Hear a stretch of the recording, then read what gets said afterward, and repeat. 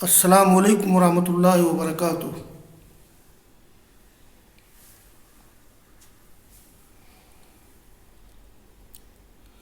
عزیز طلبہ، جامع صحیح بخاری میں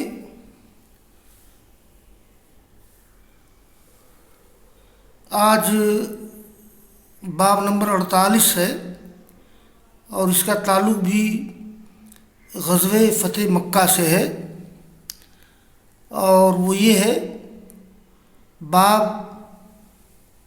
این رکز النبی صلی اللہ علیہ وسلم الرایۃ یوم الفتح، یعنی غزوہ فتح مکہ کے موقع پر رسول اللہ صلی اللہ علیہ وسلم نے جھنڈا کہاں گاڑا تھا۔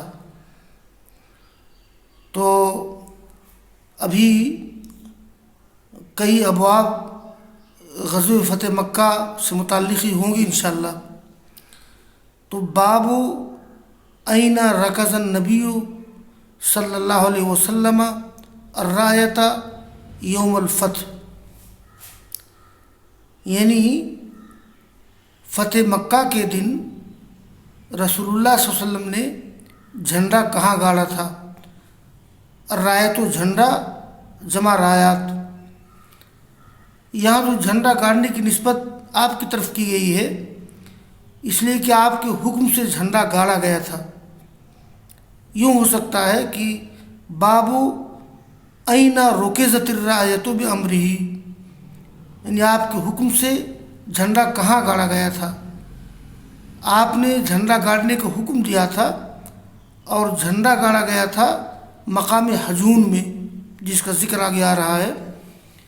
یہ جنگ کے موقع پر جو جھنڈا گاڑا جاتا ہے تو کبھی تو ایسا ہوتا ہے کہ جنگ شروع ہونے سے پہلے ہی جھنڈا گاڑ دیا جاتا ہے، کہ جھنڈا نصب کر دیا جاتا ہے اور اس کے بعد پھر فوجی لوگ جنگ کرتے ہیں، اور کبھی کبھی جھنڈا گاڑا جاتا ہے فتح کے بعد، تو یعنی فتح کی نشانی کے طور پہ جھنڈا گاڑا جاتا ہے۔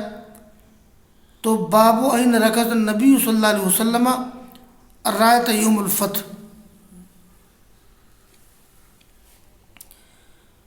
قال الامام بخاری رحمہ اللہ حدثنی عبید بن اسماعیل قال حدثنا ابو اسامہ عن ہشام عن ابیہ قال لما سار رسول اللہ صلی اللہ علیہ وسلم عام الفتح فبلغ ذلك قریشا خرج ابو سفیان بن حرب وحکیم بن حزام وبدیل بن ورقہ یلتمسون الخبر عن رسول اللہ صلی اللہ علیہ وسلم فاقبلوا یسیرون حتی اتوا مر الزہران فاذا هم بنیران کانها نیران عرفہ فقال ابو سفیان ما هذه لکانها نیران عرفہ فقال بدیل بن ورقہ نیران بنی عمرو فقال ابو سفیان عمرو اقل من ذلك فرآهم ناس من حرس رسول اللہ صلی اللہ علیہ وسلم فادرکوهم فاخذوهم فاتوا بهم رسول اللہ صلی اللہ علیہ وسلم فاسلم ابو سفیان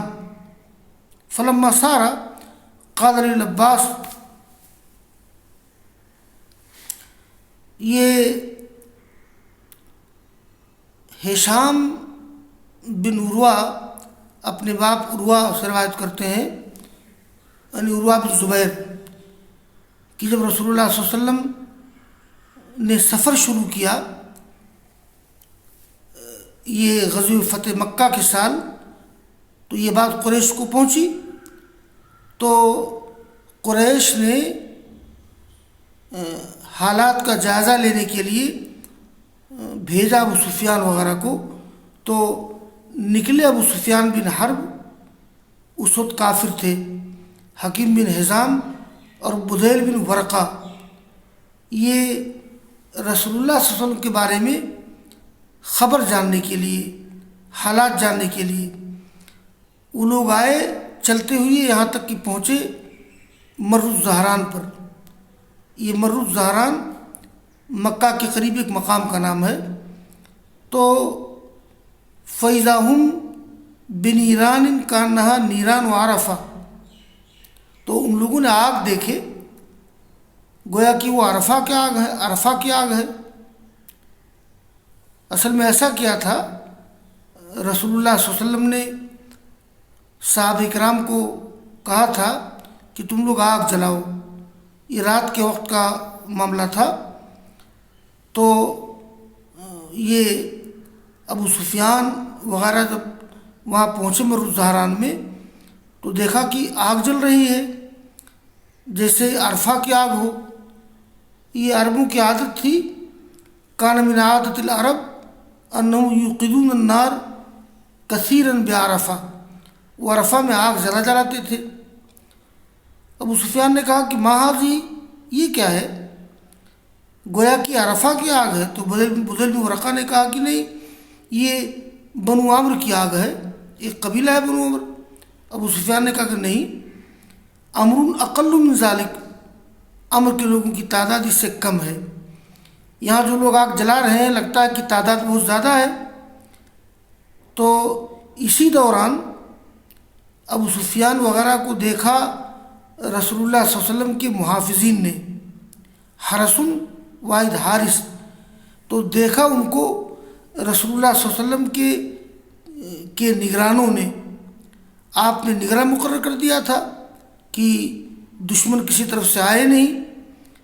تو دیکھا کچھ لوگوں نے رسول اللہ صلی اللہ علیہ وسلم کی نگرانی کرنے والوں میں سے فادرکوم، پا لیا ان لوگوں کو اور پکڑ لیا، لائے ان کو اللہ کے رسول کے پاس۔ تو ابو سفیان مسلمان ہو گئے، ابو سفیان رضی اللہ تعالیٰ عنہ مسلمان ہو گئے۔ دیکھیے، جب بھی کوئی شخص اس زمانے مسلمان ہوتا تھا تو سچے دل سے مسلمان ہوتا تھا، تو مسلمان ہو گئے وہ۔ فلما صار قال للعباس، جب وہ چلے تو آپ نے عباس سے کہا کہ احبس ابا سفیان عند ختم الجبل، ابو سفیان کو روک لو پہاڑ کے کنارے۔ یہ عند ختم الجبل، عند انف الجبل، کہا کہ پہاڑ کو روک لو، یہ روک لو ابو سفیان کو پہاڑ کی ایک طرف، حتیٰ ینظر الی المسلمین، تاکہ وہ مسلمانوں کو دیکھیں۔ یعنی آپ نے کہا کہ ابو سفیان کو روک لو تاکہ جو مسلمان مجاہدین ہیں، صحابہ کرام ہیں، ان کو دیکھیں ابو سفیان، اور اسلام کی عظمت اور مسلمانوں کی عظمت کو دیکھیں۔ فحبسہ العباس، عباس نے ان کو روک لیا۔ تو مختلف قبیلے گزرتے رہے، فجارت القبائل تمر مع النبی صلی اللہ علیہ وسلم، تو قبیلے اللہ کے رسول کے ساتھ گزرتے رہے، تمر کتیبتاً کتیبتاً علی ابو سفیان، یہ وہ قبیلے گزرتے رہے ایک ایک ٹکڑا کر کے ابو سفیان پر۔ فمرت کتیبتن، تو فوج کے ایک ٹکڑا گزرا تو کہا، تو ابو سفیان نے، یا عباس من حاضی، یہ کون لوگ ہیں؟ کہا کہ حاضی غفار، یہ قبیلے غفار کے لوگ ہیں۔ قال مالی ولی غفار، یعنی ہمارا تعلق غفار سے نہیں ہے، ہم کو غفار سے کیا مطلب ہے۔ سو مرت جوہینہ، تو پھر قبیلے جوہینہ کے لوگ گزرے، قال مثل ذالک، ایسے بات کہی۔ پھر سعد بن حزیم کا قبیلہ گزرا، فقال مثل ذالک۔ پھر سلیم کا قبیلہ گزرا، فقال مثل ذالک، یہاں تک کہ ایک قبیلہ آیا لم یرا مثلہا، کہ ابو سفیان نے اس کی طرح نہیں دیکھا تھا۔ تو قال من حاضی، یہ کون لوگ ہیں؟ قال ہؤلاء الانصار، یہ انصار ہیں۔ اصل میں رسول اللہ صلی اللہ علیہ وسلم نے یہ 10 لاکھ مجاہدین کو بڑے خاص انداز سے مرتب کیا تھا، الگ الگ قبیلوں کی شکل میں۔ چنانچہ انصار کو الگ کیا تھا آپ نے، کہا یہ انصار ہیں۔ تو علیہم سعد بن عبادہ مع الرایا، تو ان کے کمانڈر سعد بن عبادہ تھے، ان کے ساتھ جھنڈا تھا۔ تو فقال سعد بن عبادہ، تو سعد بن عبادہ نے کہا ابو سفیان کو مخاطب کر کے، ابو سفیان کو مروب کرنے کے لیے کہا، الیوم یوم الملحمہ، الیوم تستحل الکعبہ، یعنی آج خوریزی کے دن ہے، آج کعبہ کو حلال کیا جائے گا۔ یہ سعد بن عبادہ نے یا تو ابو سفیان کو مغلوب کرنے کے لیے کہا یا جوش میں آ کر کے کہہ دیا کہ الیوم یوم الملحمہ، آج خوریزی کے دن ہے، آج کعبہ حلال کیا جائے گا۔ تو ابو سفیان نے کہا اے عباس، حبذا یوم الزمار، یہ یوم الزمار بھی مانا یوم الہلاک، یعنی کیا خوب ہلاکت کا دن ہے۔ طنز کیا ابو سفیان نے۔ ثم جاءت کتیبۃ وہی اقل الکتائب، پھر ایک فوج کا ٹکڑا آیا اور یہ فوج کے تمام دستوں میں، کتیبہ فوج کا دستہ، فوج کے تمام دستوں میں چھوٹا دستہ تھا، اس میں رسول اللہ صلی اللہ علیہ وسلم تھے اور آپ کے ساتھی، اور رسول اللہ صلی اللہ علیہ وسلم کا جھنڈا کس کے ساتھ تھا؟ زبیر بن عوام کے ساتھ۔ فلما مر رسول اللہ صلی اللہ علیہ وسلم بابی سفیان، جب یہ رسول اللہ صلی اللہ علیہ وسلم گزرے ابو سفیان کے پاس، تو قال، ابو سفیان نے اللہ کے رسول سے شکایت کی کہ الم تعلم ما قال سعد بن عبادہ، کیا آپ کو معلوم ہے کہ سعد بن عبادہ نے کیا کہا؟ قال، آپ نے پوچھا کہ کیا کہا انہوں نے؟ کہا کہ ایسا ایسا کہا ہے کہ الیوم یوم الملحمہ الیوم تستعد الکعبہ۔ تو آپ نے کہا کہ کذب سعد، سعد نے غلط کہا۔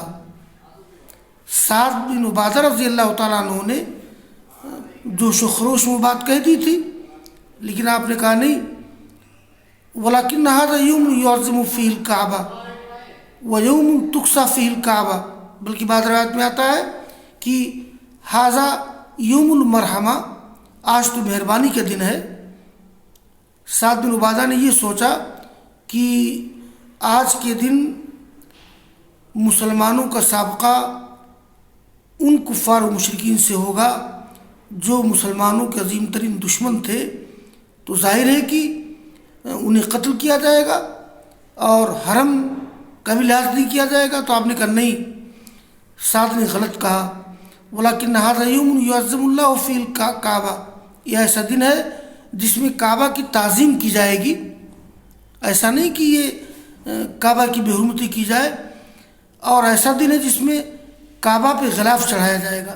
قال وامر رسول اللہ صلی اللہ علیہ وسلم ان ترکض رایۃ بالحجون، یعنی آپ نے حکم دیا کہ آپ کے جھنڈا کو مقام حجون میں گاڑا جائے۔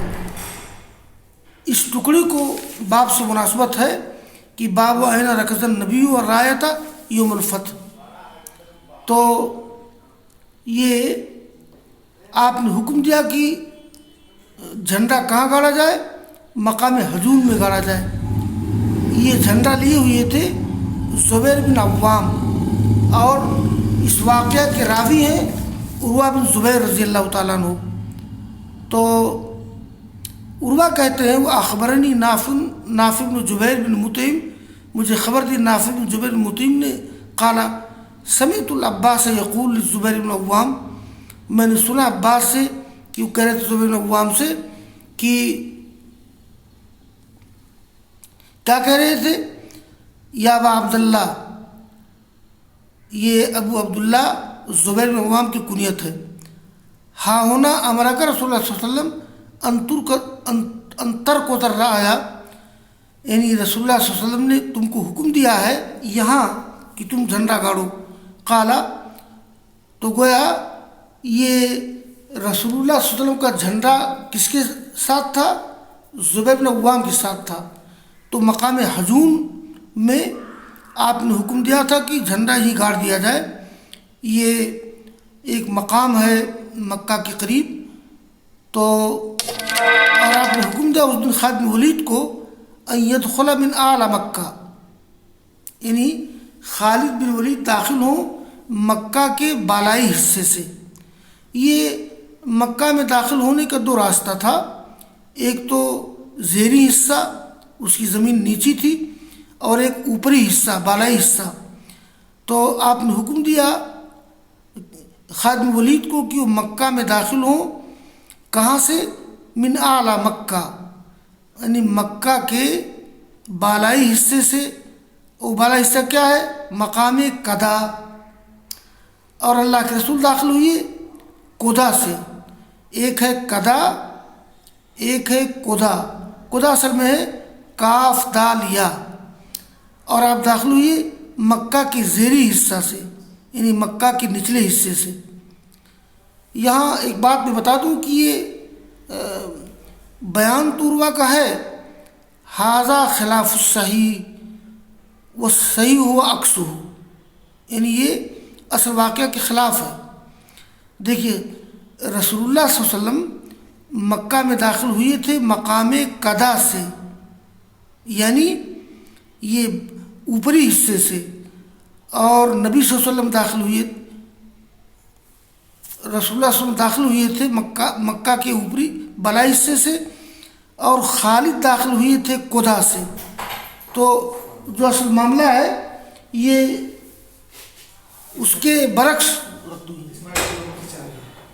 جو اصل واقعہ اس کے برعکس ہے. اصل واقعہ یہ ہے کہ خالد بن ولید رضی اللہ تعالیٰ عنہ یہ داخل ہوئے تھے مکہ کے زیری حصے تھے، یعنی مقام قدا سے، اور رسول اللہ صلی اللہ علیہ وسلم داخل ہوئے تھے یہ مکہ کے بالائی حصے سے.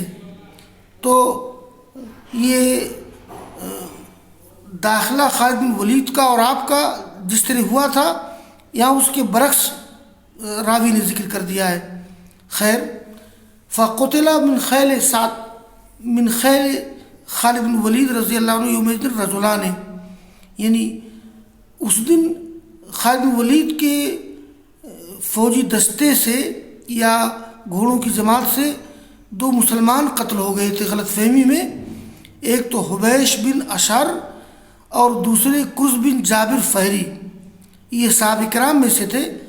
میں نے ذکر کیا تھا جب غزوہ فتح مکہ کا باب شروع ہوا تھا کہ دو صحابہ کرام قتل کیے گئے تھے ابتدائی جھڑپ میں، وہ بھی غلط فہمی میں، اور 12 مشرکین قتل کیے گئے تھے جب ابتدائی جھڑپ ہوئی تھی. اور اس کے بعد پھر امن و سلامتی کے ساتھ مکہ فتح ہو گیا، کوئی خریزی نہیں ہوئی. تو یہ قتل کیے گئے خالد بن ولید رضی اللہ تعالیٰ عنہ کی فوج کی وجہ سے. اس دن 2 آدمی یعنی رجلان من الصحابہ، ایک تو حبیش بن اشر اور دوسرے کرز بن جابر فہری. تو یہ باب تھا کہ جھنڈا کہاں نصب کیا گیا تھا. یہ باب پورا ہو گیا، اور پھر وآخر دعوانا ان الحمد للہ رب العالمین.